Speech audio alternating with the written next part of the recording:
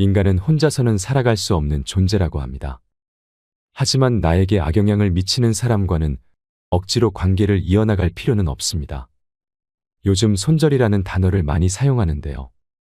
손절이란 노력해도 안 되는 상황일 경우 포기하고 자신의 에너지를 절약하는 행위를 뜻합니다.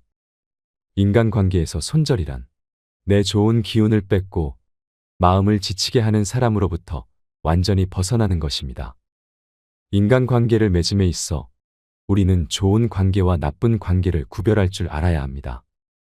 나에게 부정적인 영향을 끼치는 사람은 손절해야 합니다. 어떤 사람을 손절해야 하는지 탈무드의 인간관계에 대한 조언을 듣겠습니다. 만약에 주변인들 중에 이런 신호를 보내는 사람이 있다면 이 사람과 관계를 유지하는 것에 대해 진지하게 고민해 보시면 좋겠습니다. 이런 신호가 눈에 보인다면 설령 그 사람이 가까운 친구이거나 가족일지라도 관계를 멀리하거나 완전히 정리하는 것이 나을 수도 있습니다. 자기 말만 맞다고 우기는 사람을 피하라. 늘 자기 말만 맞다며 억지의 논리를 펼치는 사람들이 있다. 대개 이들은 상대방의 의견을 싸그리 무시하곤 한다. 자신의 이야기를 주입시키면서 상대를 통제 조종하는 일종의 가스라이팅을 한다. 하지만 상대가 막상 자신의 의견에 태클을 걸면 분노하는 경우가 허다하다. 심지어 말 속에도 상대를 깎아내리려는 의도가 다분해 상종하기 싫은 느낌을 준다. 특히 자기 말만 맞다고 우기는 사람은 극심한 다혈질인 경우가 많다. 조금만 화나도 제어가 전혀 불가능한 타입이다. 이런 사람은 시한폭탄 같은 존재다.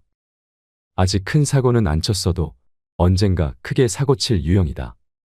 중요한 일을 맡겨선 안 된다. 늘 조심히 대해야 하므로 여러모로 피곤하다. 특히 우발적 범죄자의 대다수가 다혈질 성향이었던 것을 고려하면 매우 위험한 존재라 평가할 수 있다.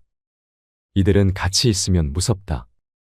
둘이서 술이라도 마시러 간다면 싸움나기 일쑤이다. 폭행 사건에 휘말리고 싶지 않다면 피하는 게 상책이다. 이런 이들은 상식과 논리가 없다. 사회적 공감 능력이 심각하게 떨어진다는 의미다. 이런 사람은 분명 큰 사고를 칠 확률이 다분하다. 사회화 훈련이 전혀 안 된 사람에게 정상적인 사교활동을 기대할 수 없다. 인간에 대한 예의는 사람 사이에서 중요하다.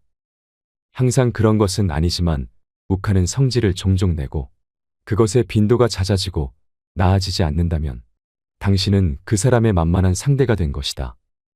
그러니 마음을 가다듬고 자신이 존중받고 있는지 아닌지 냉철하게 판단한 후 당신을 화풀이 대상쯤으로 여긴다면 거리를 두는 것이 맞다. 상대가 자신이 욱한 것에 대해서 사과할 수도 있지만 금방 또다시 그 패턴을 반복할 것이다.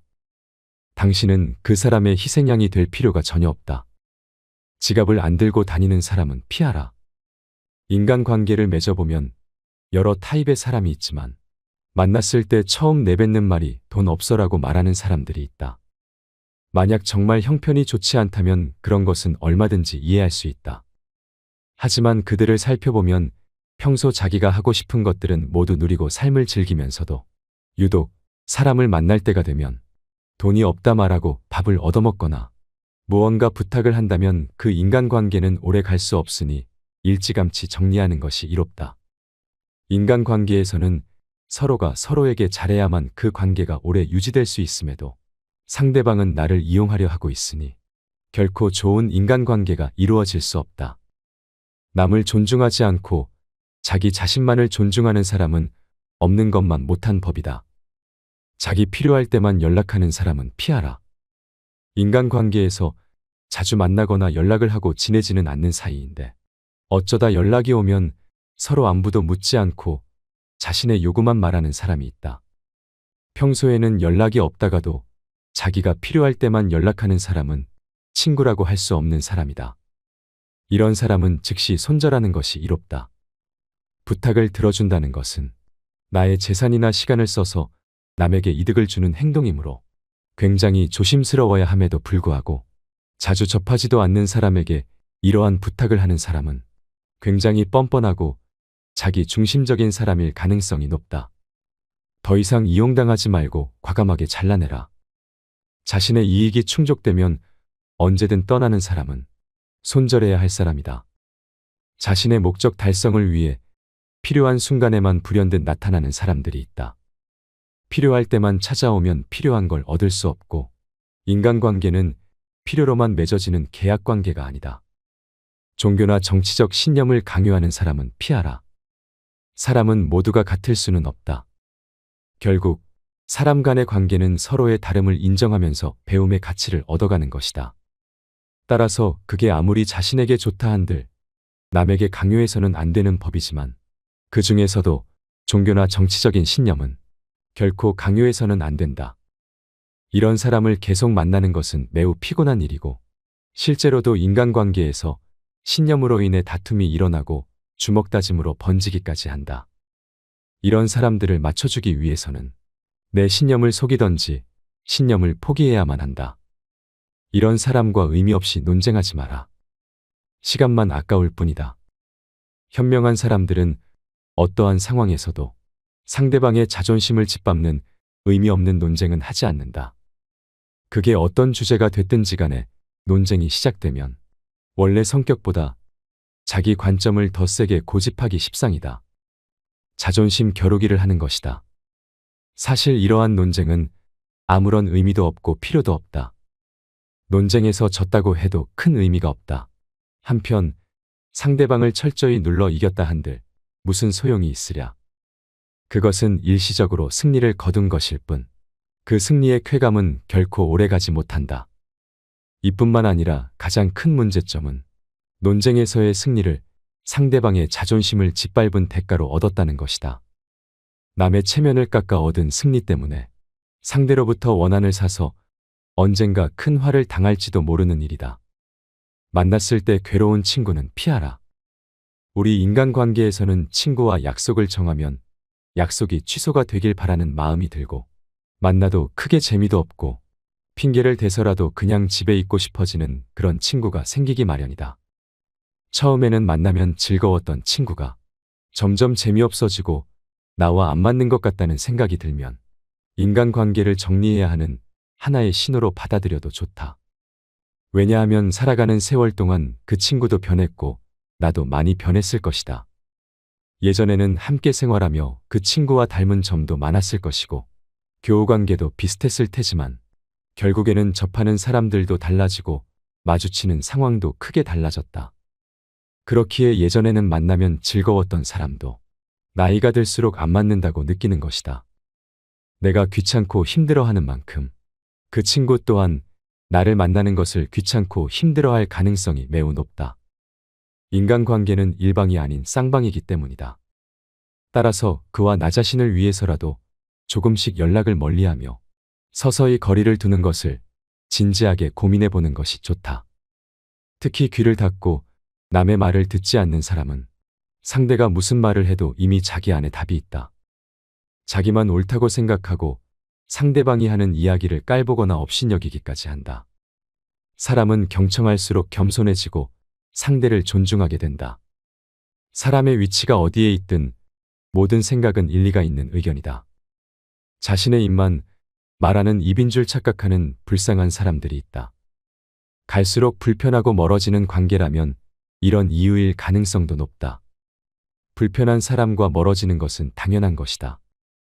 남의 고민을 가볍게 여기는 사람은 피하라. 상대방의 현재 기분, 상태를 고려하지 않고 자기 감정에만 충실한 사람이 있다. 이런 사람은 상대를 감정 쓰레기통으로 여기는 경우가 많다. 일방적인 대화 방식 때문에 이들과는 소통하는 느낌이 전혀 들지 않는다. 보통은 평소에 연락도 없다가 자기가 힘들 때만 연락해 하소연을 하곤 한다. 이들은 해결책을 제시해줘도 듣지도 않고 고마워하지도 않는다. 그냥 감정적인 공감을 해주길 바라는 것이다. 하지만 상대가 고민이 있어 말하면 자신과 상관없는 남의 이야기처럼 듣는다.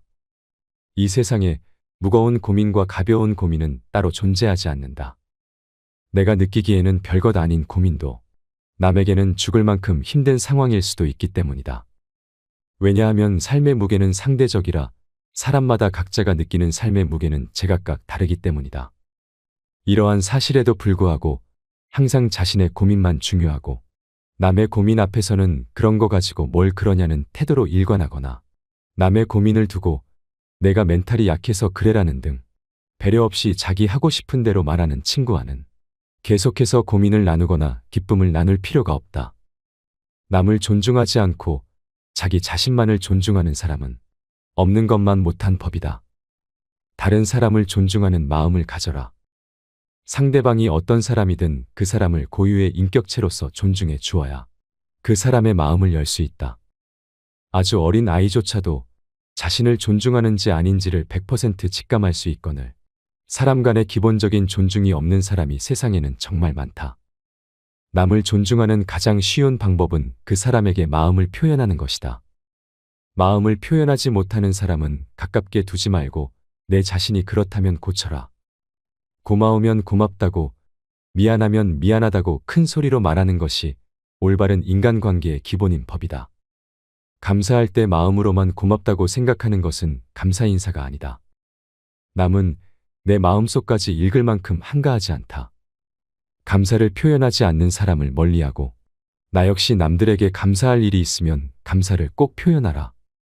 남의 즐거운 점을 보거든 같이 기뻐해 주고 남의 슬픔을 보거든 그를 위로해 주어라. 남의 고통을 즐거워하는 자가 있다면 존중이 없는 자이다. 남의 부덕한 행위를 기뻐하는 것은 부덕한 행위 그 자체보다 더 나쁘고 교활한 행위이다. 다른 사람의 고통과 불행을 즐거워해서는 안 된다. 이런 사람이 친구라고 생각해 본다면 내가 고통받고 있을 때 그들은 속으로 웃고 있지 않겠는가? 약속을 쉽게 어기고 가볍게 생각하는 사람은 피하라. 어쩔 수 없이 사정이 생겨서 약속을 한두 번 정도는 어길 수 있다.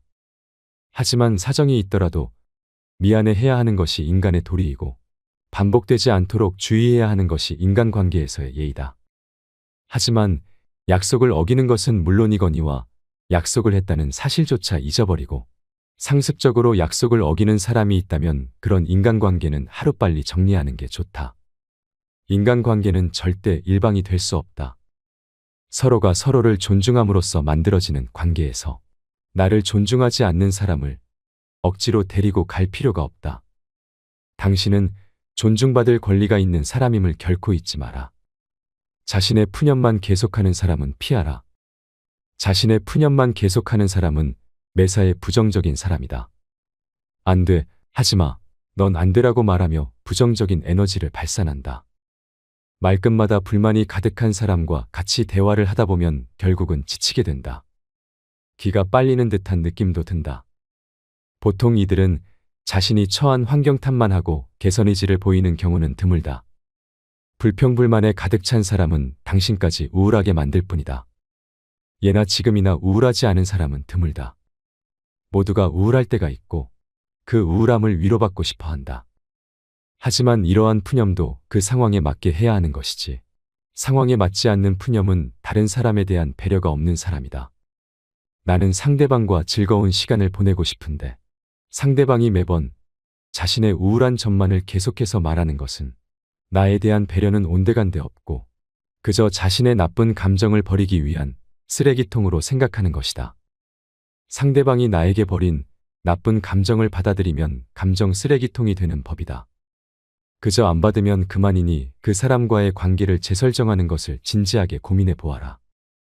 이렇게 자신의 우울하고 슬픈 감정만을 버리는 친구는 멀리하고 내 이야기도 잘 들어주는 친구를 가까이 하라.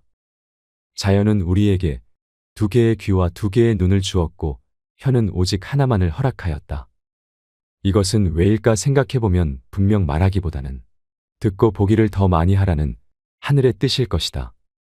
말을 제일 잘하는 사람은 논리적으로 말하는 사람이 아니라 남의 말을 잘 들어주는 사람임을 명심하라. 슬픔은 공유해서 좋을 것이 별로 없다. 슬픔은 내 주변 사람 모두를 부정적인 감정으로 물들게 한다. 나의 슬픔을 위로해 주지 않는다고 그 사람을 비난하지 마라. 타인 혹은 세상에 절대로 많은 것을 기대해서는 안 된다. 그저 무시하면 그만이다. 자주 다투고 편가르기 하는 사람은 피하라. 주변을 보면 다툼이 끊이질 않는 사람들이 있다. 이런 사람들의 특징은 굳이 싸우지 않고 넘어갈 부분임에도 그냥 넘어가는 경우가 없다. 또한 같은 인간관계에 속해 있는 다른 사람과 다툰 후에 자신의 편을 들어주기를 강요하여 다른 사람을 곤란하게 만든다. 인생을 살아가는 데 있어서 우리가 만날 수 있는 사람의 수는 지극히 한정돼 있다. 사람 하나하나가 소중함에도 불구하고 이렇게 자주 다투고 편가르는 친구를 만난다면 나의 인간관계 전체를 망치게 된다. 싸움은 결코 인간에게 도움되는 행위가 아니다. 싸움은 졸렬한 자기 주장에 불과한 행위로 현명한 사람은 결코 감정적으로 남과 싸우지 않는다. 자주 다투는 사람을 살펴보면 자신의 감정을 절제하지 못하고 항상 남과의 논쟁을 하기 바쁘다. 이런 사람들은 자신의 잘못을 좀처럼 인정하지 않는다. 만약 내가 자주 다투는 사람 같다면 스스로를 돌아보아야 한다. 나에게 무슨 잘못이 있는 건 아닌지 곰곰이 생각해 보아야 한다. 설령 나에게 잘못이 없다고 해도 무엇인가를 찾으려 노력해야 한다. 싸움이라는 것은 혼자 하는 것이 아닌 사람과 사람이 하는 것이기에 일방의 잘못만으로 시작되지는 않기 때문이다. 반성하지 못하는 사람들의 특징은 굉장히 오만한 성격을 갖고 있다는 것이다. 자기가 옳다고 생각하고 편을 들어달라 하는 사람은 스스로를 과대평가하는 오만한 사람이다. 자기 의견을 다른 사람에게 강요하는 것은 옳은 사람이 아닌 그저 억지 부리는 사람일 뿐이다. 이런 사람들은 본인이 옳다고 생각하는 견해나 자신의 가치관을 남에게 강요한다. 하지만 강요받는 쪽도 자신의 의견이 있고 옳다고 생각하는 것이 있는 법이다. 다른 사람의 의견을 무시하고 자기 의견이나 방법을 남에게 강요하는 사람은 자신의 우월성을 과시하고 싶거나 자신의 불안감을 없애려는 욕망을 가졌을 가능성이 있다. 이런 사람들의 특징은 왜 저런 착각을 할까 혀를 내두를 정도로 본인의 능력이나 외모를 실제보다 높이 평가하는 경향이 있다. 특히 불안이나 공포로부터 스스로를 지키기 위해 자신을 과대평가하는 사람은 자기애가 상처 입지 않도록 자신을 지키는 벽을 치는데 그로 인해 눈앞의 현실을 직시하지 못하고 현실적인 판단도 할 수 없게 되는 법이다. 과도하게 자기 자랑하는 사람은 피하라. 자기 과시에 몰두하는 사람이 있다. 이런 사람은 결국 무시당하기 마련이다. 자기 과시형 인간은 상대가 자신의 이야기를 무조건 들어줘야 한다는 잘못된 착각을 하고 있기 마련이며 보통 아나무인인 사람이 많다. 사람됨이 교만하여 남을 업신여긴다는 뜻이다. 주위에 이런 사람이 있는지 잘 살펴봐라. 마치 자신의 우위를 과시하는 것처럼 다른 사람을 얕보고 만나면 자기 자랑만 늘어놓는 사람이 있다. 자랑거리는 자신의 입에서 나오면 오만한 사람이 될 뿐이다. 자랑 중에서도 가장 쓸데없는 자랑은 자신의 잘나갔던 과거를 자랑하는 것이다. 옛날 이야기밖에 가진 것이 없을 때 사람은 처량해지는 법이다. 행복하고 가치 있는 삶을 사는 지혜는 지금 가지고 있는 것을 즐기는 것이다. 과거를 너무 많이 자랑하는 사람치고 지금의 삶이 행복한 사람을 본 적이 없고 행복한 미래를 그리는 것 또한 본 적이 없다. 또한 그게 무엇이든지 너무 자랑하면 그 끝에는 반드시 무슨 말썽거리가 생긴다. 무심코 내뱉은 자랑이 뜻밖의 오해를 부르거나 상대방에게 질투의 대상이 되는 경우가 많다. 조금 알고 있는 지식을 아는 체하며 그저 시끄럽게 떠벌리는 사람들은 무엇이 조금 들어있는 깡통과도 같다. 빈 깡통은 흔들어도 소리가 나지 않고 속이 가득 차도 소리가 나지 않는 법이다. 소리가 나는 깡통은 안에 무엇이 조금 들어있을 때다. 사람도 아무것도 모르는 사람이나 많이 아는 사람은 아무 말을 하지 않지만 무엇을 조금 아는 사람이 항상 시끄럽게 말을 많이 한다. 정원을 보면 그 집의 정원사를 알 수 있다. 인간은 모두 한평생을 살아가며 정원을 가꾸는 정원사와 같다. 정원에는 갖가지 수목이 우거지고 계절마다 어김없이 꽃을 피우는 꽃밭이 있다. 또 연못이나 냇물을 만들 수도 있다. 그리고 항상 나무나 잔디 같은 것을 관리해야 한다. 입으로 자기의 공적을 자랑하고 자신을 능력 있고 훌륭한 사람으로 보이게 하는 것은 결코 어렵지 않은 일이다. 그러나 정말로 인간의 가치를 증명하는 것은 실제로 쌓아 올린 성취밖에 없다. 정원은 실제로 쌓아놓은 성취이다. 지금 막 만들기 시작한 정원이라도 한 번만 보면 믿을 수 있는 정원사인지 아닌지 알 수 있다. 또한 나 자신의 겸손함을 유지하라. 물이란 본디 산 정상에 머물지 않고 계곡을 따라 서서히 흘러가는 법이다. 이처럼 진정한 미덕은 다른 사람보다 높아지려고 하는 사람에게는 결코 머무르지 않으며 겸손하고 낮아지려는 사람에게만 머무는 법이다. 자화자찬하지 마라. 자기 칭찬을 좋아하는 사람들이 있다. 남에게 자기를 칭찬하게 해도 좋으나 자기 입으로 자기를 칭찬하지 말고 자기 자신에게 배워라. 인간은 모두 스스로에게 배울 점이 차고 넘친다. 같은 고민을 계속 말하는 사람은 피하라. 고민을 털어놓는다는 것은 조언을 듣고 싶어서라기보다는 그저 일시적인 위로를 받고 싶은 경우가 많다. 남에게 위로받고 싶은 것은 인간의 당연한 성격으로 나쁜 행동이라고 볼 수는 없다. 하지만 매번 만날 때마다 응석을 부리는 어린아이 같이 매번 똑같은 고민을 말하는 사람이 있다. 또한 고민을 얘기해서 그에 맞는 조언을 해주려 해도 이미 자기가 정해둔 대답이 나올 때까지 말을 빙빙 돌리거나 화를 내면서 자신이 정한 답을 말해주길 기대하는 사람들이 있다. 다른 사람의 고민을 듣고 무조건 좋은 얘기만 해주는 것은 일시적으로는 좋을 수 있으나 결국 그 사람과 나의 인생에 도움될 것은 없다. 따라서 진짜 절친한 친구거든 진심 어린 조언을 하라. 또한 결점을 친절하게 말해주는 친구가 있다면 이런 사람은 반드시 가까이 하라. 달콤한 음식은 몸에 해롭고 입에 쓴 음식은 몸에 좋은 법이다. 말도 이와 마찬가지이다. 사람인 이상 결점이 있기 마련이다. 이런 결점을 말해주지 않고 모든 언행을 칭찬해주는 자는 나의 발전에 도움이 되지 않는다. 내가 잘못된 길로 빠지지 않도록 결점을 친절하게 말해주는 친구를 가까이 해야 한다. 잘못된 관계는 그 관계를 유지해 온 시간 동안 나를 힘들게 할 뿐만 아니라 그 이후에도 상당 기간 내 마음을 힘들게 한다고 합니다. 탈무드가 말하는 이런 사람은 처음부터 차단하는 것이 상책입니다. 나를 보호하기 위해서라도 아니다 싶은 사람과는 엮이지 말아야 하고 갱생할 수 없는 사람과 엮였다면 자연스럽게 관계를 정리하는 것이야말로 인간관계의 현명한 처세일 것입니다. 이상으로 책틀맨이었습니다. 지혜를 쌓는 당신의 오늘이 아름답습니다. 더 좋은 영상으로 찾아뵙겠습니다. 자기 말만 맞다고 우기는 사람을 피하라. 늘 자기 말만 맞다며 억지의 논리를 펼치는 사람들이 있다. 대개 이들은 상대방의 의견을 싸그리 무시하곤 한다. 자신의 이야기를 주입시키면서 상대를 통제 조종하는 일종의 가스라이팅을 한다. 하지만 상대가 막상 자신의 의견에 태클을 걸면 분노하는 경우가 허다하다. 심지어 말 속에도 상대를 깎아내리려는 의도가 다분해 상종하기 싫은 느낌을 준다. 특히 자기 말만 맞다고 우기는 사람은 극심한 다혈질인 경우가 많다. 조금만 화나도 제어가 전혀 불가능한 타입이다. 이런 사람은 시한폭탄 같은 존재다. 아직 큰 사고는 안 쳤어도 언젠가 크게 사고칠 유형이다. 중요한 일을 맡겨선 안 된다. 늘 조심히 대해야 하므로 여러모로 피곤하다. 특히 우발적 범죄자의 대다수가 다혈질 성향이었던 것을 고려하면 매우 위험한 존재라 평가할 수 있다. 이들은 같이 있으면 무섭다. 둘이서 술이라도 마시러 간다면 싸움나기 일쑤이다.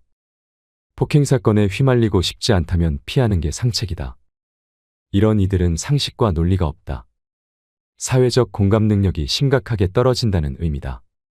이런 사람은 분명 큰 사고를 칠 확률이 다분하다. 사회화 훈련이 전혀 안 된 사람에게 정상적인 사교활동을 기대할 수 없다. 인간에 대한 예의는 사람 사이에서 중요하다.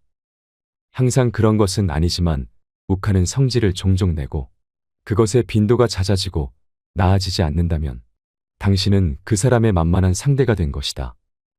그러니 마음을 가다듬고 자신이 존중받고 있는지 아닌지 냉철하게 판단한 후 당신을 화풀이 대상쯤으로 여긴다면 거리를 두는 것이 맞다. 상대가 자신이 욱한 것에 대해서 사과할 수도 있지만 금방 또다시 그 패턴을 반복할 것이다. 당신은 그 사람의 희생양이 될 필요가 전혀 없다. 지갑을 안 들고 다니는 사람은 피하라. 인간관계를 맺어보면 여러 타입의 사람이 있지만 만났을 때 처음 내뱉는 말이 돈 없어라고 말하는 사람들이 있다. 만약 정말 형편이 좋지 않다면 그런 것은 얼마든지 이해할 수 있다. 하지만 그들을 살펴보면 평소 자기가 하고 싶은 것들은 모두 누리고 삶을 즐기면서도 유독 사람을 만날 때가 되면 돈이 없다 말하고 밥을 얻어먹거나 무언가 부탁을 한다면 그 인간관계는 오래 갈 수 없으니 일찌감치 정리하는 것이 이롭다. 인간관계에서는 서로가 서로에게 잘해야만 그 관계가 오래 유지될 수 있음에도 상대방은 나를 이용하려 하고 있으니 결코 좋은 인간관계가 이루어질 수 없다. 남을 존중하지 않고 자기 자신만을 존중하는 사람은 없는 것만 못한 법이다. 자기 필요할 때만 연락하는 사람은 피하라. 인간관계에서 자주 만나거나 연락을 하고 지내지는 않는 사이인데 어쩌다 연락이 오면 서로 안부도 묻지 않고 자신의 요구만 말하는 사람이 있다. 평소에는 연락이 없다가도 자기가 필요할 때만 연락하는 사람은 친구라고 할 수 없는 사람이다. 이런 사람은 즉시 손절하는 것이 이롭다. 부탁을 들어준다는 것은 나의 재산이나 시간을 써서 남에게 이득을 주는 행동이므로 굉장히 조심스러워야 함에도 불구하고 자주 접하지도 않는 사람에게 이러한 부탁을 하는 사람은 굉장히 뻔뻔하고 자기 중심적인 사람일 가능성이 높다. 더 이상 이용당하지 말고 과감하게 잘라내라. 자신의 이익이 충족되면 언제든 떠나는 사람은 손절해야 할 사람이다. 자신의 목적 달성을 위해 필요한 순간에만 불현듯 나타나는 사람들이 있다. 필요할 때만 찾아오면 필요한 걸 얻을 수 없고 인간관계는 필요로만 맺어지는 계약관계가 아니다. 종교나 정치적 신념을 강요하는 사람은 피하라. 사람은 모두가 같을 수는 없다. 결국 사람 간의 관계는 서로의 다름을 인정하면서 배움의 가치를 얻어가는 것이다. 따라서 그게 아무리 자신에게 좋다 한들 남에게 강요해서는 안 되는 법이지만 그 중에서도 종교나 정치적인 신념은 결코 강요해서는 안 된다. 이런 사람을 계속 만나는 것은 매우 피곤한 일이고 실제로도 인간관계에서 신념으로 인해 다툼이 일어나고 주먹다짐으로 번지기까지 한다. 이런 사람들을 맞춰주기 위해서는 내 신념을 속이던지 신념을 포기해야만 한다. 이런 사람과 의미 없이 논쟁하지 마라. 시간만 아까울 뿐이다. 현명한 사람들은 어떠한 상황에서도 상대방의 자존심을 짓밟는 의미 없는 논쟁은 하지 않는다.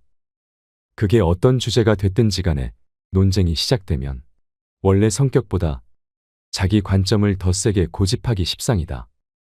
자존심 겨루기를 하는 것이다. 사실 이러한 논쟁은 아무런 의미도 없고 필요도 없다. 논쟁에서 졌다고 해도 큰 의미가 없다. 한편 상대방을 철저히 눌러 이겼다 한들 무슨 소용이 있으랴. 그것은 일시적으로 승리를 거둔 것일 뿐 그 승리의 쾌감은 결코 오래가지 못한다. 이뿐만 아니라 가장 큰 문제점은 논쟁에서의 승리를 상대방의 자존심을 짓밟은 대가로 얻었다는 것이다. 남의 체면을 깎아 얻은 승리 때문에 상대로부터 원한을 사서 언젠가 큰 화를 당할지도 모르는 일이다. 만났을 때 괴로운 친구는 피하라. 우리 인간관계에서는 친구와 약속을 정하면 약속이 취소가 되길 바라는 마음이 들고 만나도 크게 재미도 없고 핑계를 대서라도 그냥 집에 있고 싶어지는 그런 친구가 생기기 마련이다. 처음에는 만나면 즐거웠던 친구가 점점 재미없어지고 나와 안 맞는 것 같다는 생각이 들면 인간관계를 정리해야 하는 하나의 신호로 받아들여도 좋다. 왜냐하면 살아가는 세월 동안 그 친구도 변했고 나도 많이 변했을 것이다. 예전에는 함께 생활하며 그 친구와 닮은 점도 많았을 것이고 교우관계도 비슷했을 테지만 결국에는 접하는 사람들도 달라지고 마주치는 상황도 크게 달라졌다. 그렇기에 예전에는 만나면 즐거웠던 사람도 나이가 들수록 안 맞는다고 느끼는 것이다. 내가 귀찮고 힘들어하는 만큼 그 친구 또한 나를 만나는 것을 귀찮고 힘들어할 가능성이 매우 높다. 인간관계는 일방이 아닌 쌍방이기 때문이다. 따라서 그와 나 자신을 위해서라도 조금씩 연락을 멀리하며 서서히 거리를 두는 것을 진지하게 고민해 보는 것이 좋다. 특히 귀를 닫고 남의 말을 듣지 않는 사람은 상대가 무슨 말을 해도 이미 자기 안에 답이 있다. 자기만 옳다고 생각하고 상대방이 하는 이야기를 깔보거나 업신여기기까지 한다. 사람은 경청할수록 겸손해지고 상대를 존중하게 된다. 사람의 위치가 어디에 있든 모든 생각은 일리가 있는 의견이다. 자신의 입만 말하는 입인 줄 착각하는 불쌍한 사람들이 있다. 갈수록 불편하고 멀어지는 관계라면 이런 이유일 가능성도 높다. 불편한 사람과 멀어지는 것은 당연한 것이다. 남의 고민을 가볍게 여기는 사람은 피하라. 상대방의 현재 기분, 상태를 고려하지 않고 자기 감정에만 충실한 사람이 있다. 이런 사람은 상대를 감정 쓰레기통으로 여기는 경우가 많다. 일방적인 대화 방식 때문에 이들과는 소통하는 느낌이 전혀 들지 않는다. 보통은 평소에 연락도 없다가 자기가 힘들 때만 연락해 하소연을 하곤 한다. 이들은 해결책을 제시해줘도 듣지도 않고 고마워하지도 않는다. 그냥 감정적인 공감을 해주길 바라는 것이다. 하지만 상대가 고민이 있어 말하면 자신과 상관없는 남의 이야기처럼 듣는다. 이 세상에 무거운 고민과 가벼운 고민은 따로 존재하지 않는다. 내가 느끼기에는 별것 아닌 고민도 남에게는 죽을 만큼 힘든 상황일 수도 있기 때문이다. 왜냐하면 삶의 무게는 상대적이라 사람마다 각자가 느끼는 삶의 무게는 제각각 다르기 때문이다. 이러한 사실에도 불구하고 항상 자신의 고민만 중요하고 남의 고민 앞에서는 그런 거 가지고 뭘 그러냐는 태도로 일관하거나 남의 고민을 두고 내가 멘탈이 약해서 그래라는 등 배려 없이 자기 하고 싶은 대로 말하는 친구와는 계속해서 고민을 나누거나 기쁨을 나눌 필요가 없다. 남을 존중하지 않고 자기 자신만을 존중하는 사람은 없는 것만 못한 법이다. 다른 사람을 존중하는 마음을 가져라. 상대방이 어떤 사람이든 그 사람을 고유의 인격체로서 존중해 주어야 그 사람의 마음을 열 수 있다.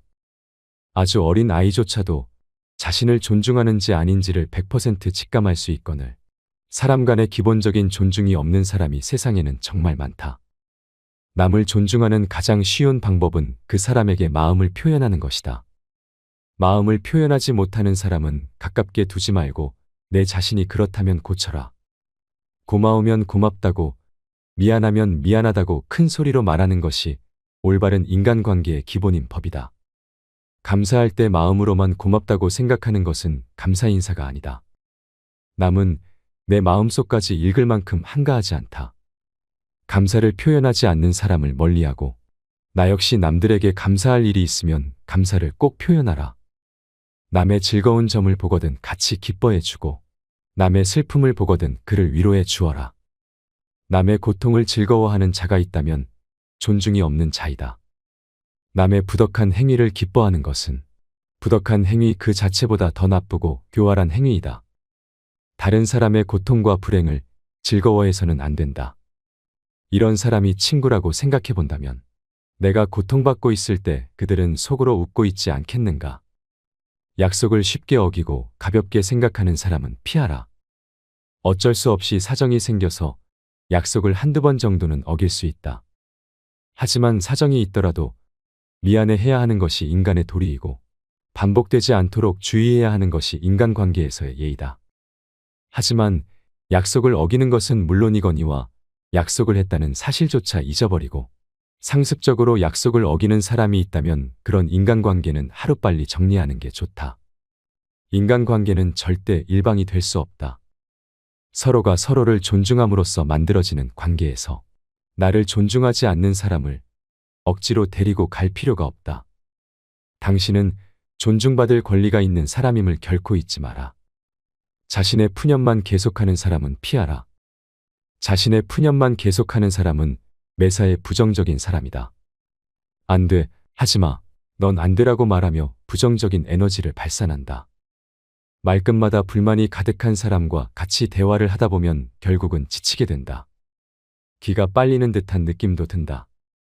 보통 이들은 자신이 처한 환경 탓만 하고 개선 의지를 보이는 경우는 드물다. 불평불만에 가득 찬 사람은 당신까지 우울하게 만들 뿐이다. 예나 지금이나 우울하지 않은 사람은 드물다. 모두가 우울할 때가 있고 그 우울함을 위로받고 싶어 한다. 하지만 이러한 푸념도 그 상황에 맞게 해야 하는 것이지 상황에 맞지 않는 푸념은 다른 사람에 대한 배려가 없는 사람이다. 나는 상대방과 즐거운 시간을 보내고 싶은데 상대방이 매번 자신의 우울한 점만을 계속해서 말하는 것은 나에 대한 배려는 온데간데 없고 그저 자신의 나쁜 감정을 버리기 위한 쓰레기통으로 생각하는 것이다. 상대방이 나에게 버린 나쁜 감정을 받아들이면 감정 쓰레기통이 되는 법이다. 그저 안 받으면 그만이니 그 사람과의 관계를 재설정하는 것을 진지하게 고민해 보아라. 이렇게 자신의 우울하고 슬픈 감정만을 버리는 친구는 멀리하고 내 이야기도 잘 들어주는 친구를 가까이 하라. 자연은 우리에게 두 개의 귀와 두 개의 눈을 주었고 혀는 오직 하나만을 허락하였다. 이것은 왜일까 생각해보면 분명 말하기보다는 듣고 보기를 더 많이 하라는 하늘의 뜻일 것이다. 말을 제일 잘하는 사람은 논리적으로 말하는 사람이 아니라 남의 말을 잘 들어주는 사람임을 명심하라. 슬픔은 공유해서 좋을 것이 별로 없다. 슬픔은 내 주변 사람 모두를 부정적인 감정으로 물들게 한다. 나의 슬픔을 위로해 주지 않는다고 그 사람을 비난하지 마라. 타인 혹은 세상에 절대로 많은 것을 기대해서는 안 된다. 그저 무시하면 그만이다. 자주 다투고 편가르기 하는 사람은 피하라. 주변을 보면 다툼이 끊이질 않는 사람들이 있다. 이런 사람들의 특징은 굳이 싸우지 않고 넘어갈 부분임에도 그냥 넘어가는 경우가 없다. 또한 같은 인간관계에 속해 있는 다른 사람과 다툰 후에 자신의 편을 들어주기를 강요하여 다른 사람을 곤란하게 만든다. 인생을 살아가는 데 있어서 우리가 만날 수 있는 사람의 수는 지극히 한정돼 있다. 사람 하나하나가 소중함에도 불구하고 이렇게 자주 다투고 편가르는 친구를 만난다면 나의 인간관계 전체를 망치게 된다. 싸움은 결코 인간에게 도움되는 행위가 아니다. 싸움은 졸렬한 자기 주장에 불과한 행위로 현명한 사람은 결코 감정적으로 남과 싸우지 않는다. 자주 다투는 사람을 살펴보면 자신의 감정을 절제하지 못하고 항상 남과의 논쟁을 하기 바쁘다. 이런 사람들은 자신의 잘못을 좀처럼 인정하지 않는다. 만약 내가 자주 다투는 사람 같다면 스스로를 돌아보아야 한다. 나에게 무슨 잘못이 있는 건 아닌지 곰곰이 생각해 보아야 한다. 설령 나에게 잘못이 없다고 해도 무엇인가를 찾으려 노력해야 한다. 싸움이라는 것은 혼자 하는 것이 아닌 사람과 사람이 하는 것이기에 일방의 잘못만으로 시작되지는 않기 때문이다. 반성하지 못하는 사람들의 특징은 굉장히 오만한 성격을 갖고 있다는 것이다. 자기가 옳다고 생각하고 편을 들어달라 하는 사람은 스스로를 과대평가하는 오만한 사람이다. 자기 의견을 다른 사람에게 강요하는 것은 옳은 사람이 아닌 그저 억지 부리는 사람일 뿐이다. 이런 사람들은 본인이 옳다고 생각하는 견해나 자신의 가치관을 남에게 강요한다. 하지만 강요받는 쪽도 자신의 의견이 있고 옳다고 생각하는 것이 있는 법이다. 다른 사람의 의견을 무시하고 자기 의견이나 방법을 남에게 강요하는 사람은 자신의 우월성을 과시하고 싶거나 자신의 불안감을 없애려는 욕망을 가졌을 가능성이 있다. 이런 사람들의 특징은 왜 저런 착각을 할까 혀를 내두를 정도로 본인의 능력이나 외모를 실제보다 높이 평가하는 경향이 있다. 특히 불안이나 공포로부터 스스로를 지키기 위해 자신을 과대평가하는 사람은 자기애가 상처 입지 않도록 자신을 지키는 벽을 치는데 그로 인해 눈앞의 현실을 직시하지 못하고 현실적인 판단도 할 수 없게 되는 법이다. 과도하게 자기 자랑하는 사람은 피하라. 자기 과시에 몰두하는 사람이 있다. 이런 사람은 결국 무시당하기 마련이다. 자기 과시형 인간은 상대가 자신의 이야기를 무조건 들어줘야 한다는 잘못된 착각을 하고 있기 마련이며 보통 아나무인인 사람이 많다. 사람됨이 교만하여 남을 업신여긴다는 뜻이다. 주위에 이런 사람이 있는지 잘 살펴봐라. 마치 자신의 우위를 과시하는 것처럼 다른 사람을 얕보고 만나면 자기 자랑만 늘어놓는 사람이 있다. 자랑거리는 자신의 입에서 나오면 오만한 사람이 될 뿐이다. 자랑 중에서도 가장 쓸데없는 자랑은 자신의 잘나갔던 과거를 자랑하는 것이다. 옛날 이야기밖에 가진 것이 없을 때 사람은 처량해지는 법이다. 행복하고 가치 있는 삶을 사는 지혜는 지금 가지고 있는 것을 즐기는 것이다. 과거를 너무 많이 자랑하는 사람치고 지금의 삶이 행복한 사람을 본 적이 없고 행복한 미래를 그리는 것 또한 본 적이 없다. 또한 그게 무엇이든지 너무 자랑하면 그 끝에는 반드시 무슨 말썽거리가 생긴다. 무심코 내뱉은 자랑이 뜻밖의 오해를 부르거나 상대방에게 질투의 대상이 되는 경우가 많다. 조금 알고 있는 지식을 아는 체하며 그저 시끄럽게 떠벌리는 사람들은 무엇이 조금 들어있는 깡통과도 같다. 빈 깡통은 흔들어도 소리가 나지 않고 속이 가득 차도 소리가 나지 않는 법이다. 소리가 나는 깡통은 안에 무엇이 조금 들어있을 때다. 사람도 아무것도 모르는 사람이나 많이 아는 사람은 아무 말을 하지 않지만 무엇을 조금 아는 사람이 항상 시끄럽게 말을 많이 한다. 정원을 보면 그 집의 정원사를 알 수 있다. 인간은 모두 한평생을 살아가며 정원을 가꾸는 정원사와 같다. 정원에는 갖가지 수목이 우거지고 계절마다 어김없이 꽃을 피우는 꽃밭이 있다. 또 연못이나 냇물을 만들 수도 있다. 그리고 항상 나무나 잔디 같은 것을 관리해야 한다. 입으로 자기의 공적을 자랑하고 자신을 능력 있고 훌륭한 사람으로 보이게 하는 것은 결코 어렵지 않은 일이다. 그러나 정말로 인간의 가치를 증명하는 것은 실제로 쌓아 올린 성취밖에 없다. 정원은 실제로 쌓아놓은 성취이다. 지금 막 만들기 시작한 정원이라도 한 번만 보면 믿을 수 있는 정원사인지 아닌지 알 수 있다. 또한 나 자신의 겸손함을 유지하라. 물이란 본디 산 정상에 머물지 않고 계곡을 따라 서서히 흘러가는 법이다. 이처럼 진정한 미덕은 다른 사람보다 높아지려고 하는 사람에게는 결코 머무르지 않으며 겸손하고 낮아지려는 사람에게만 머무는 법이다. 자화자찬하지 마라. 자기 칭찬을 좋아하는 사람들이 있다.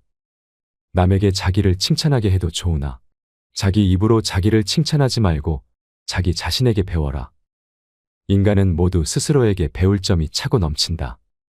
같은 고민을 계속 말하는 사람은 피하라. 고민을 털어놓는다는 것은 조언을 듣고 싶어서라기보다는 그저 일시적인 위로를 받고 싶은 경우가 많다. 남에게 위로받고 싶은 것은 인간의 당연한 성격으로 나쁜 행동이라고 볼 수는 없다. 하지만 매번 만날 때마다 응석을 부리는 어린아이 같이 매번 똑같은 고민을 말하는 사람이 있다. 또한 고민을 얘기해서 그에 맞는 조언을 해주려 해도 이미 자기가 정해둔 대답이 나올 때까지 말을 빙빙 돌리거나 화를 내면서 자신이 정한 답을 말해주길 기대하는 사람들이 있다. 다른 사람의 고민을 듣고 무조건 좋은 얘기만 해주는 것은 일시적으로는 좋을 수 있으나 결국 그 사람과 나의 인생에 도움될 것은 없다.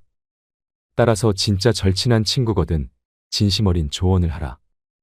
또한 결점을 친절하게 말해주는 친구가 있다면 이런 사람은 반드시 가까이 하라. 달콤한 음식은 몸에 해롭고 입에 쓴 음식은 몸에 좋은 법이다. 말도 이와 마찬가지이다. 사람인 이상 결점이 있기 마련이다. 이런 결점을 말해주지 않고 모든 언행을 칭찬해주는 자는 나의 발전에 도움이 되지 않는다. 내가 잘못된 길로 빠지지 않도록 결점을 친절하게 말해주는 친구를 가까이 해야 한다. 부모를 생각하는 자식의 마음, 자식을 생각하는 부모의 마음은 이 세상 어떤 것과도 비교할 수 없는 아름답고 찬란한 마음입니다. 어느 막대먹은 불효자식의 이야기나 자식에게 상처만 주며 부모 노릇을 못하는 사람들의 사연을 들으면 안타까운 세상이라는 생각이 들지만 우리 주변을 둘러보면 아직도 그 존재 자체만으로도 귀한 인생을 살아가시는 분들이 많습니다. 오늘은 부모-자식 관계에 대해 생각해보는 시간이 되셨으면 합니다. 먼저 요양원에 버려진 어느 어머니의 일기를 듣겠습니다. 자식에게 전해지지 못한 이 편지는 요양원 쓰레기통에서 발견되었다고 하는데요. 현대판 고려장이라는 요양원에 간 부모는 그곳에서 과연 자식들을 원망할까요? 자신보다 자식을 사랑했던 부모님의 마음을 함께 나누고 싶습니다. 어느 요양원에 버려진 어머니의 일기. 미안하구나, 아들아. 그저 늙으면 죽어야 하는 것인데 모진 목숨 병든 몸으로 살아 내게 짐이 되는구나. 요양원에 사는 것으로도 나는 족하다. 그렇게 일찍 내 아비만 여의지 않았더라도 땅 한 평 남겨줄 형편은 되었을 터인데 못나고 못 배운 주변머리로 짐 같은 가난만 물려주었구나. 내 한 입 떨어 내 짐이 가벼울 수 있다면 어지러운 아파트 꼭대기에서 새처럼 갇혀 사느니 친구도 있고 흙도 있는 여기가 그래도 나는 족하단다. 내 평생 너의 행복 하나만을 바라고 살았거늘 할머니하고 부르며 내 가슴에 파고들던 손주 녀석이 보고픈 것쯤이야. 마음 한번 삭혀 참고 말지. 혹여 애미 혼자 버려두었다고 고우디고운 마음 다치지 말거라. 내 녀석 착하디 착한 심사로 애미 걱정에 마음 다칠까 걱정이다. 삼시세끼 잘 먹고 약도 잘 먹고 있으니 애미 걱정일랑은 아예 말고 내 몸 건사 잘 하거라. 살아생전에 내가 가난 떨치고 살아보는 것 한 번만 볼 수 있다면 나는 지금 죽어도 여한은 없다. 행복하거라 아들아. 내 곁에 남아서 짐이 되느니 너 하나 행복할 수만 있다면 여기가 지옥이라도 나는 족하구나. 사랑한다 아들아. 젊은 세대는 아직 잘 모릅니다. 하지만 나이 50을 훌쩍 넘은 윗세대 여러분들은 어떨까요? 언젠가는, 아니 그리 오래지 않아 지금보다 많은 것을 내려놓아야 할 때가 온다는 것을 압니다. 머지않아 지팡이와 휠체어, 유모차같이 생긴 노인보행기 없이는 다닐 수 없을 때가 올 수도 있다는 것을 말입니다. 나이는 숫자에 불과하다고 힘주어 말해보지만 몸과 마음은 어제와 점점 달라지고 있다는 것을 부인할 수 없습니다. 때가 되면 식물들은 꽃과 잎을 떨굴 준비를 하지요. 꽃은 세상을 아름답고 향기롭게 꾸미고 벌과 나비에게 꿀을 주고 다음 세대의 번식을 위해 열매를 맺은 후에는 떨구어 대지를 향합니다. 잎도 줄기의 작용인지 아니면 잎이 알아서 떨어지는 것인지는 알 수 없으나 가을이 되면 낙엽이 됩니다. 식물들이 때를 알아 꽃이나 단풍으로 마지막을 예쁘게 장식하고 떨어지듯 우리도 인생의 끄트머리에 있는 때를 미리 생각하며 아름다운 마무리가 될 수 있게 준비하는 것은 어떨까요? 부모를 부양하는 문제에 있어 부모나 자녀 세대의 견해가 빠르게 변화하고 있습니다. 국가통계포털 자료에 따르면 불과 10여 년 전만 해도 부모 부양은 가족이 책임져야 한다는 견해가 부모나 자녀 세대 모두에서 40%를 웃돌았으나 2018년도에는 25%대로 낮아졌습니다. 그리고 지금 현재는 어떨까요? 부모 부양은 부모 스스로 해결해야 한다는 답변이 훨씬 늘었을 것입니다. 노부모의 부양이 자식의 책임에서 부모 자신의 몫으로 점점 바뀌고 있는 것입니다. 지금 인생 후반을 살아내고 계시는 여러분들의 세대가 20, 30대였을 때 노부모는 당연히 자식이 모셔야 한다고 생각하는 사람이 많았습니다. 그러나 지금은 자식들에게 짐이 된다며 부양을 원하지도 기대하지도 않습니다. 게다가 포기할 것이 많다며 힘들어하는 30을 훌쩍 넘긴 자식들의 부양까지 감당해야 하는 안타까운 세대이기도 합니다. 반면 자식 세대는 부모 부양의 책임을 크게 느끼지 못하고 있습니다. 이런 세태 속에서 나의 노후를 어디서 어떻게 보낼까를 생각해 보았습니다. 은퇴의 연령이 지났어도 일을 할 수만 있다면 하고 싶습니다. 그리고 다른 사람 도움 없이 움직일 수 있고 내가 나를 건사할 수 있을 때까지 내 집에서 노후를 보내고 싶습니다. 그러다가 일을 할 수 없고 내 스스로 나를 돌볼 수 없게 되는 때 요양원이나 실버타운으로 가려 합니다. 작년 말에 함께 여행했던 연로한 화백 한 분이 계셨습니다. 그분은 가는 곳마다 주변을 관광하기보다는 예쁘게 핀 꽃송이들을 열심히 사진 찍었습니다. 왜 그러시냐고 물어보니 더 나이 들어 침상에만 머물러야 하는 때가 오면 이 행복한 때를 기억하며 그림으로 그릴 꽃을 찍고 있다고 하셨지요. 이분을 보고 자연스럽게 요양원 생활에 대해 처음으로 진지하게 생각하게 되었고 생애 종착역이 가까울 때에 머무를 그곳에서 무엇을 하며 지내면 좋을까를 생각해 보게 되었습니다. 여러분, 완벽한 부모나 완벽한 자식이 있을까요? 나는 내 부모에게 어떤 자식이었고 내 자식에게 나는 어떤 부모일까요? 세상에는 완전한 부모도 완전한 자식도 없는 것 같습니다. 평생을 눈뜨고 살아봐도 그런 완벽한 부모와 자식은 만날 수 없고 나 또한 완벽한 자식과 부모가 될 수도 없는 것이 세상 이치인 것 같습니다.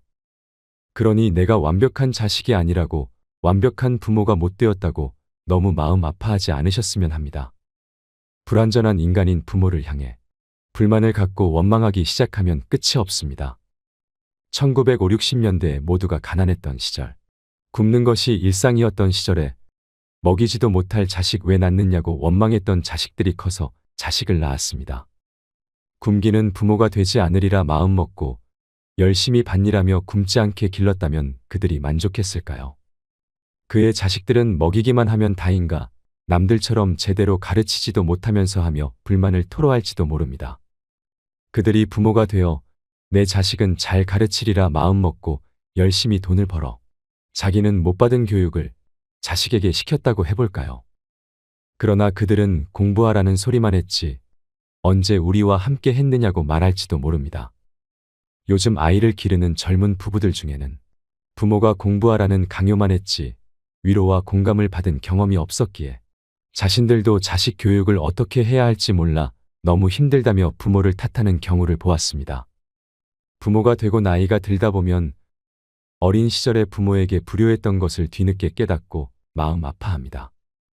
아무리 후회만 남는 것이 인생이라지만 세상만사 빈손으로 와서 빈손으로 가는 것을 원망하고 탓한다고 달라지는 것이 있을까요?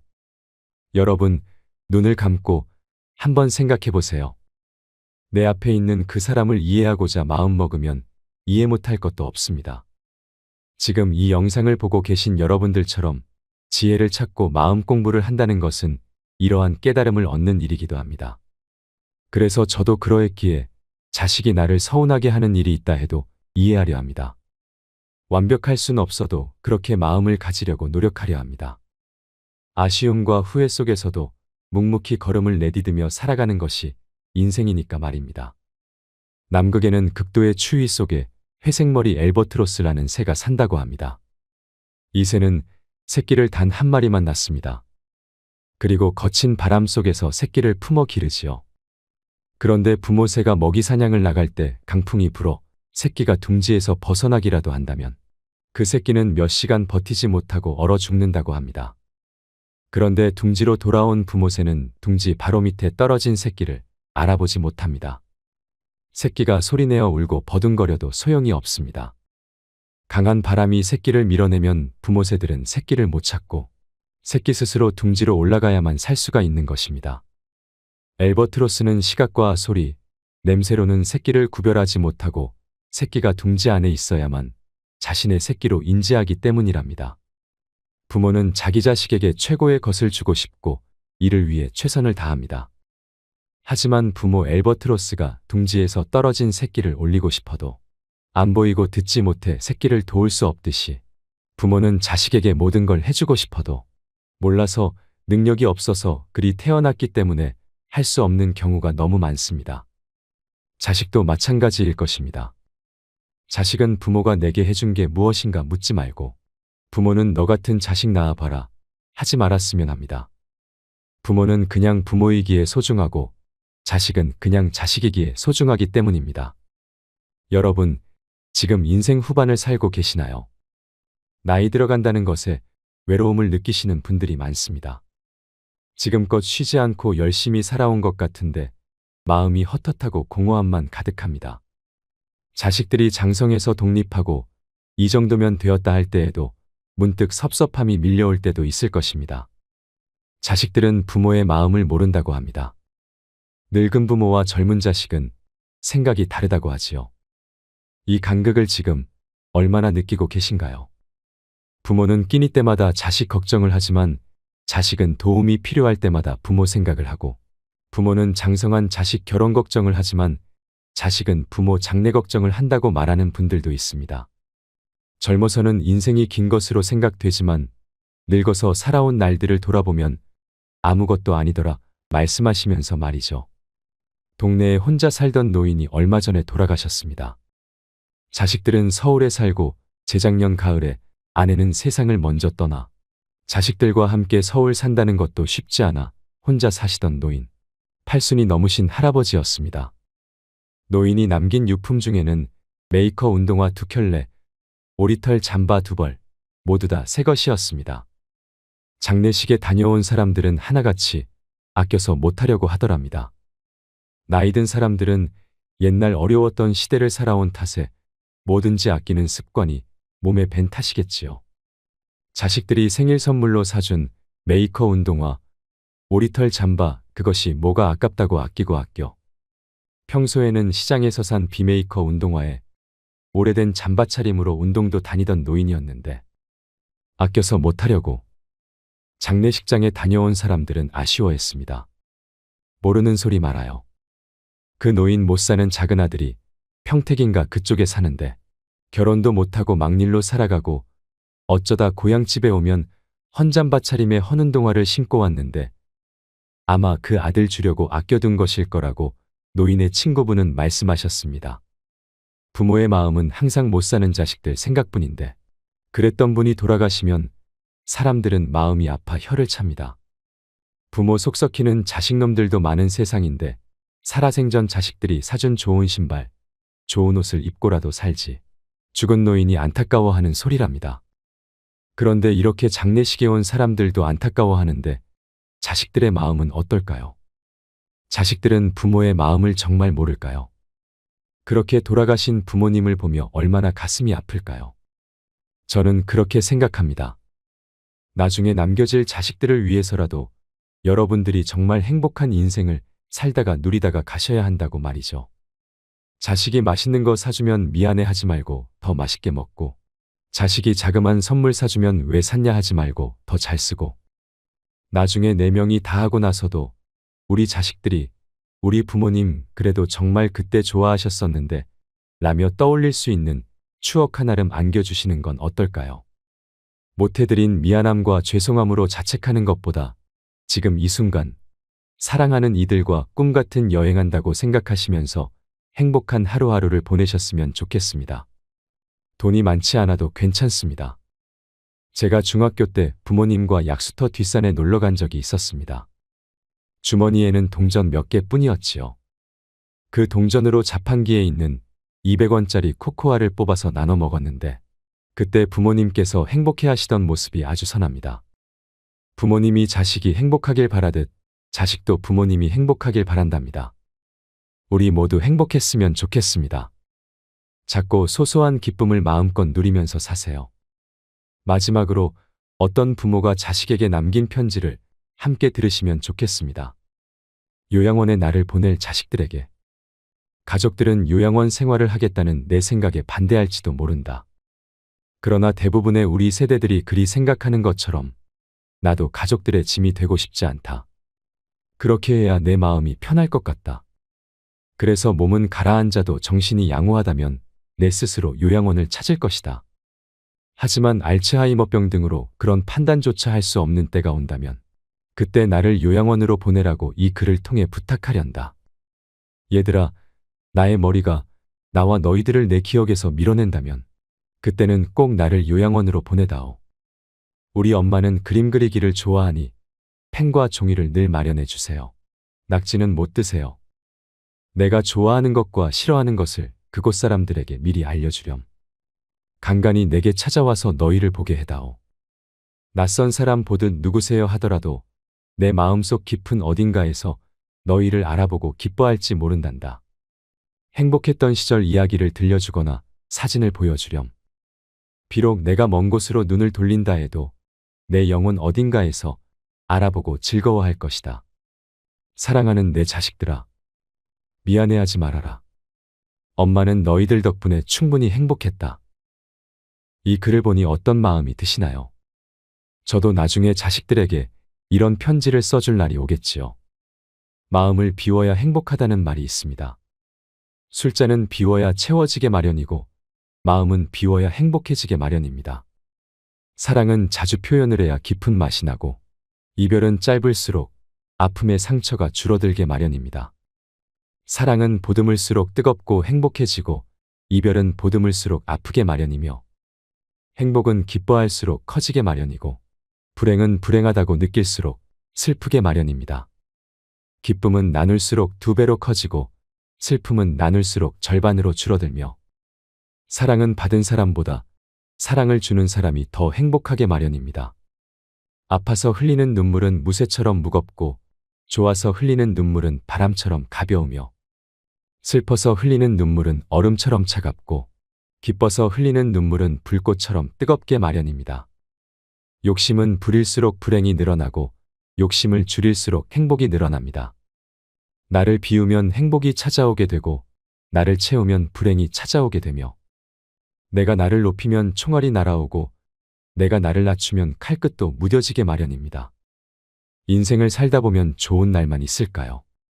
화창한 날이면 그늘이 그리웁고 비가 오면 햇살이 그리웁고 타는 목마름의 단비를 기다리다 세월은 그렇게 또 흘러가겠지요. 나이를 느낄 때면 인생의 허무함에 못내 아쉬워서 가슴을 적시지만 아직은 청춘이라 마음을 달래가며 애써봐도 삶은 그럴수록 아프기만 합니다. 갖고 싶어도 가질 수 없는 게 인생이요. 버릴 것을 버리지 못하는 게 인생이라는 생각이 드시나요? 하지만 슬퍼 마세요.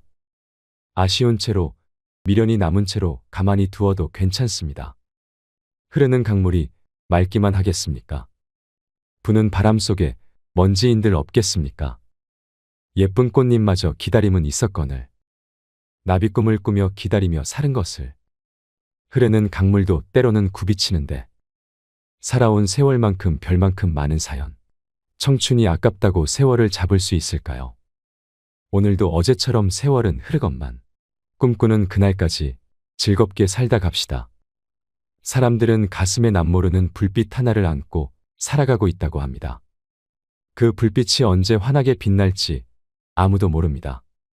그 불씨로 말미암아 언제나 밝은 얼굴로 살아가는 사람이 됩니다. 사람들은 가슴에 남모르는 어둠을 한 자락 덮고 살아가고 있습니다.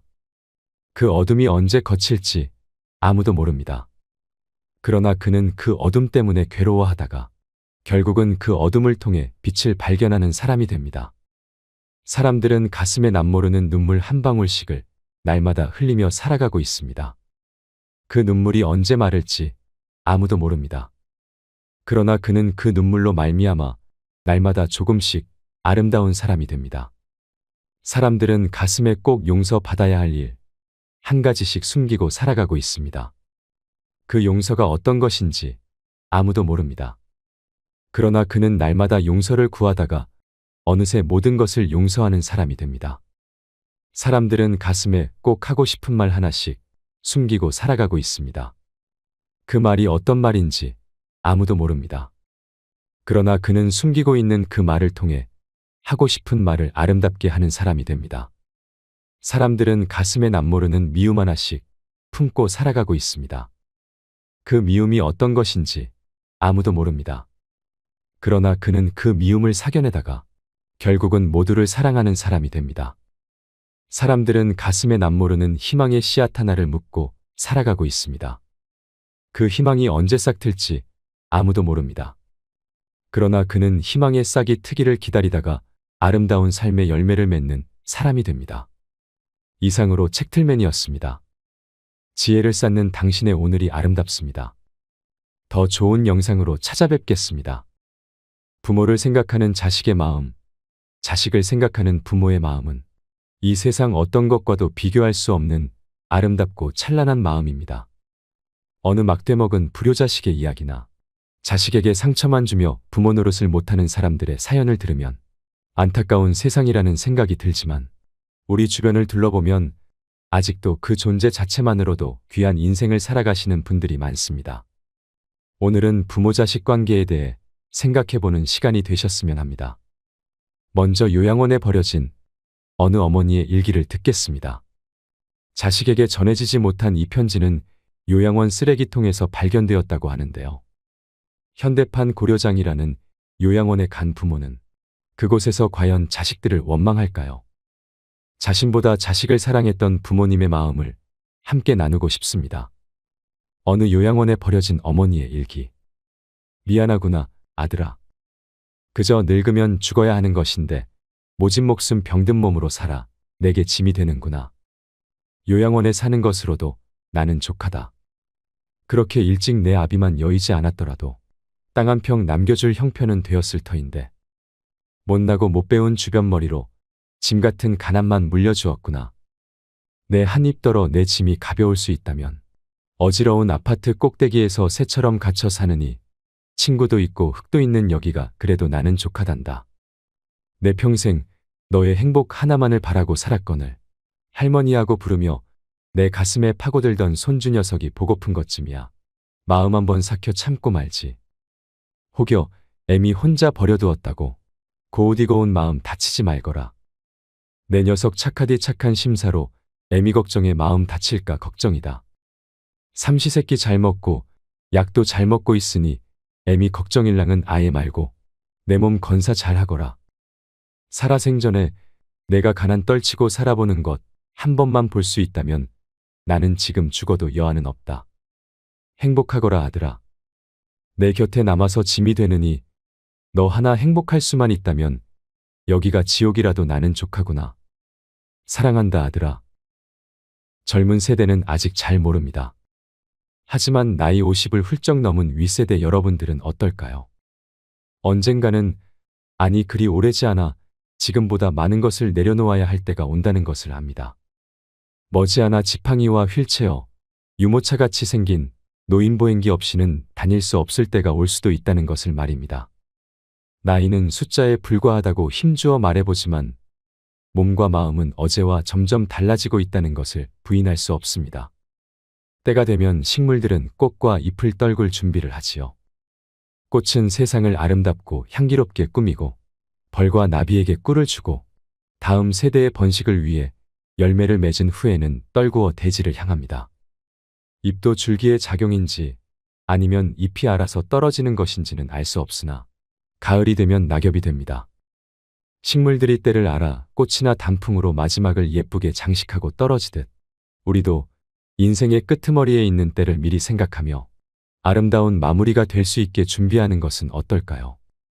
부모를 부양하는 문제에 있어 부모나 자녀 세대의 견해가 빠르게 변화하고 있습니다. 국가통계포털 자료에 따르면 불과 10여 년 전만 해도 부모 부양은 가족이 책임져야 한다는 견해가 부모나 자녀 세대 모두에서 40%를 웃돌았으나 2018년도에는 25%대로 낮아졌습니다. 그리고 지금 현재는 어떨까요? 부모 부양은 부모 스스로 해결해야 한다는 답변이 훨씬 늘었을 것입니다. 노부모의 부양이 자식의 책임에서 부모 자신의 몫으로 점점 바뀌고 있는 것입니다. 지금 인생 후반을 살아내고 계시는 여러분들의 세대가 20, 30대였을 때 노부모는 당연히 자식이 모셔야 한다고 생각하는 사람이 많았습니다. 그러나 지금은 자식들에게 짐이 된다며 부양을 원하지도 기대하지도 않습니다. 게다가 포기할 것이 많다며 힘들어하는 30을 훌쩍 넘긴 자식들의 부양까지 감당해야 하는 안타까운 세대이기도 합니다. 반면 자식 세대는 부모 부양의 책임을 크게 느끼지 못하고 있습니다. 이런 세태 속에서 나의 노후를 어디서 어떻게 보낼까를 생각해 보았습니다. 은퇴의 연령이 지났어도 일을 할 수만 있다면 하고 싶습니다. 그리고 다른 사람 도움 없이 움직일 수 있고 내가 나를 건사할 수 있을 때까지 내 집에서 노후를 보내고 싶습니다. 그러다가 일을 할 수 없고 내 스스로 나를 돌볼 수 없게 되는 때 요양원이나 실버타운으로 가려 합니다. 작년 말에 함께 여행했던 연로한 화백 한 분이 계셨습니다. 그분은 가는 곳마다 주변을 관광하기보다는 예쁘게 핀 꽃송이들을 열심히 사진 찍었습니다. 왜 그러시냐고 물어보니 더 나이 들어 침상에만 머물러야 하는 때가 오면 이 행복한 때를 기억하며 그림으로 그릴 꽃을 찍고 있다고 하셨지요. 이분을 보고 자연스럽게 요양원 생활에 대해 처음으로 진지하게 생각하게 되었고 생애 종착역이 가까울 때에 머무를 그곳에서 무엇을 하며 지내면 좋을까를 생각해 보게 되었습니다. 여러분, 완벽한 부모나 완벽한 자식이 있을까요? 나는 내 부모에게 어떤 자식이었고 내 자식에게 나는 어떤 부모일까요? 세상에는 완전한 부모도 완전한 자식도 없는 것 같습니다. 평생을 눈뜨고 살아봐도 그런 완벽한 부모와 자식은 만날 수 없고 나 또한 완벽한 자식과 부모가 될 수도 없는 것이 세상 이치인 것 같습니다. 그러니 내가 완벽한 자식이 아니라고 완벽한 부모가 못 되었다고 너무 마음 아파하지 않으셨으면 합니다. 불완전한 인간인 부모를 향해 불만을 갖고 원망하기 시작하면 끝이 없습니다. 1950, 60년대 모두가 가난했던 시절, 굶는 것이 일상이었던 시절에 먹이지도 못할 자식 왜 낳느냐고 원망했던 자식들이 커서 자식을 낳았습니다. 굶기는 부모가 되지 않으리라 마음먹고 열심히 밭일하며 굶지 않게 길렀다면 그들이 만족했을까요? 그의 자식들은 먹이기만 하면 다인가 남들처럼 제대로 가르치지도 못하면서 하며 불만을 토로할지도 모릅니다. 그들이 부모가 되어 내 자식은 잘 가르치리라 마음먹고 열심히 돈을 벌어 자기는 못 받은 교육을 자식에게 시켰다고 해볼까요? 그러나 그들은 공부하라는 소리만 했지 언제 우리와 함께 했느냐고 말할지도 모릅니다. 요즘 아이를 기르는 젊은 부부들 중에는 부모가 공부하라는 강요만 했지 위로와 공감을 받은 경험이 없었기에 자신들도 자식 교육을 어떻게 해야 할지 몰라 너무 힘들다며 부모를 탓하는 경우를 보았습니다. 부모가 되고 나이가 들다 보면 어린 시절에 부모에게 불효했던 것을 뒤늦게 깨닫고 마음 아파합니다. 아무리 후회만 남는 것이 인생이라지만 세상 만사 빈손으로 와서 빈손으로 가는 것을 원망하고 탓한다고 달라지는 것이 있을까요? 여러분, 눈을 감고 한번 생각해 보세요. 내 앞에 있는 그 사람을 이해하고자 마음먹으면 이해 못할 것도 없습니다. 지금 이 영상을 보고 계신 여러분들처럼 지혜를 찾고 마음 공부를 한다는 것은 이러한 깨달음을 얻는 일이기도 합니다. 그래서 저도 그러했기에 자식이 나를 서운하게 하는 일이 있다 해도 이해하려 합니다. 완벽할 순 없어도 그렇게 마음을 가지려고 노력하려 합니다. 아쉬움과 후회 속에서도 묵묵히 걸음을 내디디며 살아가는 것이 인생이니까 말입니다. 남극에는 극도의 추위 속에 회색머리 엘버트로스라는 새가 산다고 합니다. 이 새는 새끼를 단 한 마리만 낳습니다. 그리고 거친 바람 속에서 새끼를 품어 기르지요. 그런데 부모 새가 먹이 사냥을 나갈 때 강풍이 불어 새끼가 둥지에서 벗어나기라도 한다면 그 새끼는 몇 시간 버티지 못하고 얼어 죽는다고 합니다. 그런데 둥지로 돌아온 부모 새는 둥지 바로 밑에 떨어진 새끼를 알아보지 못합니다. 새끼가 소리내어 울고 버둥거려도 소용이 없습니다. 강한 바람이 새끼를 밀어내면 부모 새들은 새끼를 못 찾고 새끼 스스로 둥지로 올라가야만 살 수가 있는 것입니다. 엘버트로스는 시각과 소리, 냄새로는 새끼를 구별하지 못하고 새끼가 둥지 안에 있어야만 자신의 새끼로 인지하기 때문이랍니다. 부모는 자기 자식에게 최고의 것을 주고 싶고 이를 위해 최선을 다합니다. 하지만 부모 엘버트로스가 둥지에서 떨어진 새끼를 올리고 싶어도 안 보이고 듣지 못해 새끼를 도울 수 없듯이 부모는 자식에게 모든 걸 해주고 싶어도 몰라서 능력이 없어서 그리 태어났기 때문에 할 수 없는 경우가 너무 많습니다. 자식도 마찬가지일 것입니다. 자식은 부모가 내게 해준 게 무엇인가 묻지 말고 부모는 너 같은 자식 낳아봐라 하지 말았으면 합니다. 부모는 그냥 부모이기에 소중하고 자식은 그냥 자식이기에 소중하기 때문입니다. 여러분, 지금 인생 후반을 살고 계시나요? 나이 들어간다는 것에 외로움을 느끼시는 분들이 많습니다. 지금껏 쉬지 않고 열심히 살아온 것 같은데 마음이 헛헛하고 공허함만 가득합니다. 자식들이 장성해서 독립하고 이 정도면 되었다 할 때에도 문득 섭섭함이 밀려올 때도 있을 것입니다. 자식들은 부모의 마음을 모른다고 합니다. 늙은 부모와 젊은 자식은 생각이 다르다고 하지요. 이 간극을 지금 얼마나 느끼고 계신가요? 부모는 끼니 때마다 자식 걱정을 하지만 자식은 도움이 필요할 때마다 부모 생각을 하고 부모는 장성한 자식 결혼 걱정을 하지만 자식은 부모 장래 걱정을 한다고 말하는 분들도 있습니다. 젊어서는 인생이 긴 것으로 생각되지만 늙어서 살아온 날들을 돌아보면 아무것도 아니더라 말씀하시면서 말이죠. 동네에 혼자 살던 노인이 얼마 전에 돌아가셨습니다. 자식들은 서울에 살고 재작년 가을에 아내는 세상을 먼저 떠나 자식들과 함께 서울 산다는 것도 쉽지 않아 혼자 사시던 노인, 팔순이 넘으신 할아버지였습니다. 노인이 남긴 유품 중에는 메이커 운동화 2켤레, 오리털 잠바 2벌, 모두 다 새 것이었습니다. 장례식에 다녀온 사람들은 하나같이 아껴서 못하려고 하더랍니다. 나이든 사람들은 옛날 어려웠던 시대를 살아온 탓에 뭐든지 아끼는 습관이 몸에 밴 탓이겠지요. 자식들이 생일 선물로 사준 메이커 운동화, 오리털 잠바 그것이 뭐가 아깝다고 아끼고 아껴. 평소에는 시장에서 산 비메이커 운동화에 오래된 잠바 차림으로 운동도 다니던 노인이었는데 아껴서 못하려고 장례식장에 다녀온 사람들은 아쉬워했습니다. 모르는 소리 말아요. 그 노인 못 사는 작은 아들이 평택인가 그쪽에 사는데 결혼도 못하고 막일로 살아가고 어쩌다 고향집에 오면 헌잠바 차림에 허는 동화를 신고 왔는데 아마 그 아들 주려고 아껴둔 것일 거라고 노인의 친구분은 말씀하셨습니다. 부모의 마음은 항상 못 사는 자식들 생각뿐인데 그랬던 분이 돌아가시면 사람들은 마음이 아파 혀를 찹니다. 부모 속 썩히는 자식놈들도 많은 세상인데 살아생전 자식들이 사준 좋은 신발, 좋은 옷을 입고라도 살지. 죽은 노인이 안타까워하는 소리랍니다. 그런데 이렇게 장례식에 온 사람들도 안타까워하는데 자식들의 마음은 어떨까요? 자식들은 부모의 마음을 정말 모를까요? 그렇게 돌아가신 부모님을 보며 얼마나 가슴이 아플까요? 저는 그렇게 생각합니다. 나중에 남겨질 자식들을 위해서라도 여러분들이 정말 행복한 인생을 살다가 누리다가 가셔야 한다고 말이죠. 자식이 맛있는 거 사주면 미안해하지 말고 더 맛있게 먹고, 자식이 자그만 선물 사주면 왜 샀냐 하지 말고 더 잘 쓰고, 나중에 4명이 다 하고 나서도 우리 자식들이 우리 부모님 그래도 정말 그때 좋아하셨었는데 라며 떠올릴 수 있는 추억 하나름 안겨주시는 건 어떨까요? 못해드린 미안함과 죄송함으로 자책하는 것보다 지금 이 순간 사랑하는 이들과 꿈같은 여행한다고 생각하시면서 행복한 하루하루를 보내셨으면 좋겠습니다. 돈이 많지 않아도 괜찮습니다. 제가 중학교 때 부모님과 약수터 뒷산에 놀러 간 적이 있었습니다. 주머니에는 동전 몇 개뿐이었지요.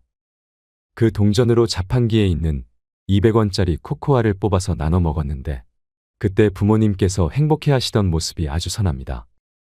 부모님이 자식이 행복하길 바라듯 자식도 부모님이 행복하길 바란답니다.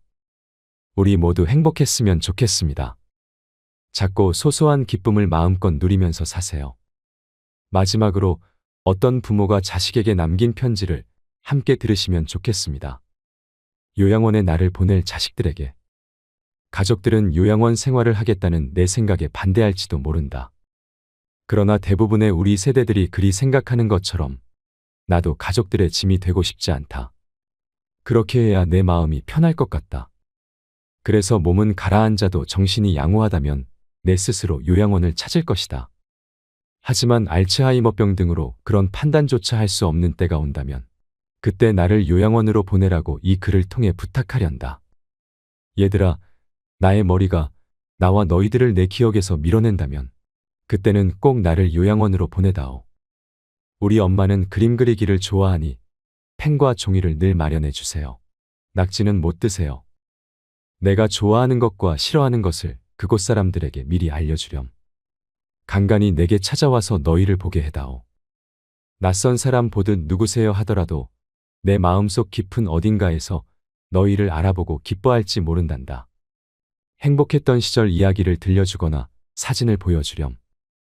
비록 내가 먼 곳으로 눈을 돌린다 해도 내 영혼 어딘가에서 알아보고 즐거워할 것이다. 사랑하는 내 자식들아, 미안해하지 말아라. 엄마는 너희들 덕분에 충분히 행복했다. 이 글을 보니 어떤 마음이 드시나요? 저도 나중에 자식들에게 이런 편지를 써줄 날이 오겠지요. 마음을 비워야 행복하다는 말이 있습니다. 술잔은 비워야 채워지게 마련이고 마음은 비워야 행복해지게 마련입니다. 사랑은 자주 표현을 해야 깊은 맛이 나고 이별은 짧을수록 아픔의 상처가 줄어들게 마련입니다. 사랑은 보듬을수록 뜨겁고 행복해지고 이별은 보듬을수록 아프게 마련이며 행복은 기뻐할수록 커지게 마련이고 불행은 불행하다고 느낄수록 슬프게 마련입니다. 기쁨은 나눌수록 2배로 커지고 슬픔은 나눌수록 절반으로 줄어들며 사랑은 받은 사람보다 사랑을 주는 사람이 더 행복하게 마련입니다. 아파서 흘리는 눈물은 무쇠처럼 무겁고 좋아서 흘리는 눈물은 바람처럼 가벼우며 슬퍼서 흘리는 눈물은 얼음처럼 차갑고 기뻐서 흘리는 눈물은 불꽃처럼 뜨겁게 마련입니다. 욕심은 부릴수록 불행이 늘어나고 욕심을 줄일수록 행복이 늘어납니다. 나를 비우면 행복이 찾아오게 되고 나를 채우면 불행이 찾아오게 되며 내가 나를 높이면 총알이 날아오고 내가 나를 낮추면 칼끝도 무뎌지게 마련입니다. 인생을 살다 보면 좋은 날만 있을까요? 화창한 날이면 그늘이 그리웁고, 비가 오면 햇살이 그리웁고, 타는 목마름의 단비를 기다리다 세월은 그렇게 또 흘러가겠지요. 나이를 느낄 때면 인생의 허무함에 못내 아쉬워서 가슴을 적시지만, 아직은 청춘이라 마음을 달래가며 애써봐도 삶은 그럴수록 아프기만 합니다. 갖고 싶어도 가질 수 없는 게 인생이요. 버릴 것을 버리지 못하는 게 인생이라는 생각이 드시나요? 하지만 슬퍼 마세요. 아쉬운 채로, 미련이 남은 채로 가만히 두어도 괜찮습니다. 흐르는 강물이 맑기만 하겠습니까? 부는 바람 속에 먼지인들 없겠습니까? 예쁜 꽃잎마저 기다림은 있었거늘. 나비 꿈을 꾸며 기다리며 사는 것을. 흐르는 강물도 때로는 굽이치는데, 살아온 세월만큼 별만큼 많은 사연. 청춘이 아깝다고 세월을 잡을 수 있을까요? 오늘도 어제처럼 세월은 흐르건만 꿈꾸는 그날까지 즐겁게 살다 갑시다. 사람들은 가슴에 남모르는 불빛 하나를 안고 살아가고 있다고 합니다. 그 불빛이 언제 환하게 빛날지 아무도 모릅니다. 그 불씨로 말미암아 언제나 밝은 얼굴로 살아가는 사람이 됩니다. 사람들은 가슴에 남모르는 어둠을 한 자락 덮고 살아가고 있습니다. 그 어둠이 언제 거칠지 아무도 모릅니다. 그러나 그는 그 어둠 때문에 괴로워하다가 결국은 그 어둠을 통해 빛을 발견하는 사람이 됩니다. 사람들은 가슴에 남모르는 눈물 한 방울씩을 날마다 흘리며 살아가고 있습니다. 그 눈물이 언제 마를지 아무도 모릅니다. 그러나 그는 그 눈물로 말미암아 날마다 조금씩 아름다운 사람이 됩니다. 사람들은 가슴에 꼭 용서받아야 할 일, 한 가지씩 숨기고 살아가고 있습니다. 그 용서가 어떤 것인지 아무도 모릅니다. 그러나 그는 날마다 용서를 구하다가 어느새 모든 것을 용서하는 사람이 됩니다. 사람들은 가슴에 꼭 하고 싶은 말 하나씩 숨기고 살아가고 있습니다. 그 말이 어떤 말인지 아무도 모릅니다. 그러나 그는 숨기고 있는 그 말을 통해 하고 싶은 말을 아름답게 하는 사람이 됩니다. 사람들은 가슴에 남모르는 미움 하나씩 품고 살아가고 있습니다. 그 미움이 어떤 것인지 아무도 모릅니다. 그러나 그는 그 미움을 사겨내다가 결국은 모두를 사랑하는 사람이 됩니다. 사람들은 가슴에 남모르는 희망의 씨앗 하나를 묻고 살아가고 있습니다. 그 희망이 언제 싹틀지 아무도 모릅니다. 그러나 그는 희망의 싹이 트기를 기다리다가 아름다운 삶의 열매를 맺는 사람이 됩니다. 이상으로 책틀맨이었습니다. 지혜를 쌓는 당신의 오늘이 아름답습니다. 더 좋은 영상으로 찾아뵙겠습니다.